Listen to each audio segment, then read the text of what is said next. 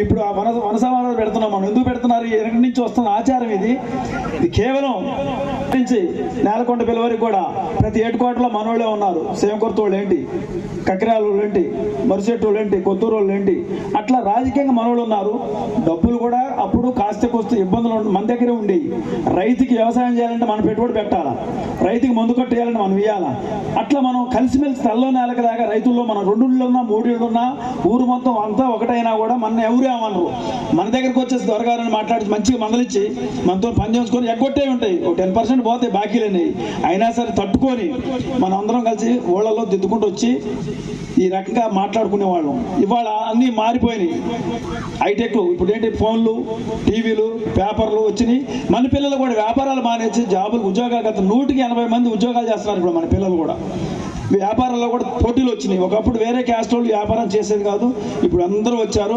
సరే, రాజకీయ మార్పులు వచ్చినాయి, అవకాశాలు వచ్చినాయి.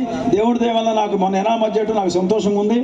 నేను ఒకటే చెప్తున్నా, 21 మండలాల్లో కూడా ప్రతి మండల ప్రెసిడెంట్, సెక్రటరీలు ఉన్నారు.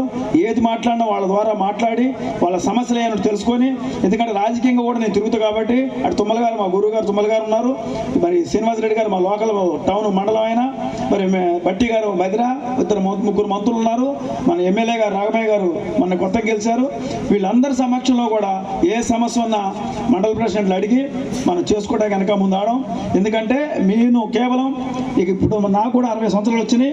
ఈ 5 ఏళ్ళు మనం వాళ్ళకి ఏమన్నా అవకాశం ఉంటే అడిగినవి అన్నీ కావు, అందులో సమస్య తెలుసుకొని మన చేతనైన పని చేద్దాం. కొంతమందికి కొన్ని సమస్యలు తెలియవు, హాస్పిటల్కి ఎట్లా పోవాలి, ఆ బిల్లులు ఎట్లా పెట్టాలి తెలియని కూడా ఉన్నారు.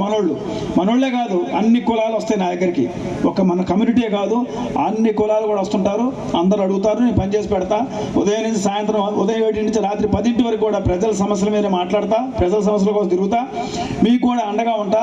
కాబట్టి మీరు అందరూ ఈ అవకాశం ఇచ్చి నన్ను ఈ రకంగా గౌరవించి ఈ స్టేజ్ మీద నిలబడ్డా కూడా కారకులు మీరే. మన ఆర్యవేసులే. ఆ రోజు నేను కల్లూరులో నిలబడ్డప్పుడు కూడా రాజకీయంగా ఒక గుర్తింపు తీసుకొచ్చి డబ్బులు